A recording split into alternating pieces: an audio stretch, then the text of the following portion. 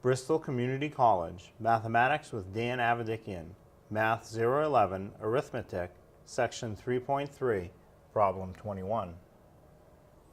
This is Section 3.3, Problem 21. It says find the perimeter of the triangle. And we have a triangle with 4.5 inches on one side, 3.75 inches on the other side, and 5.125 inches across the bottom. So when the question says find the perimeter, what they're really asking us to do is find the distance all the way around the edges of the triangle. So we just have to add the numbers together. So we'll add 4.5, then plus 3.75, and then 5.125. Now, as I write these numbers so that they can be added together, notice I write them so that the decimals line up vertically. That's very important. I can't have them in different places vertically.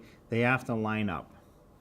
Now, I can really start adding it like this, but to really keep things neat, if you like, you can fill in some zeros so you'll have nice, neat columns of digits or stacks of digits. So, start on the far right, 0 plus 0 plus 5 is 5. Next, 0 plus 5 is 5. 5 plus 2 more is 7.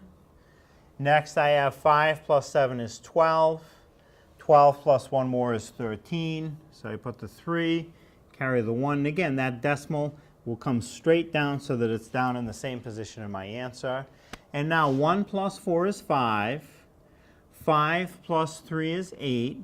8 plus 5 more is 13. So I have an answer of 13.375, but because this is a problem that involves units of measure in the question, I really should put units of measure in my answer also. So instead of just 13.375, I really need to say that the answer is 13.375 inches.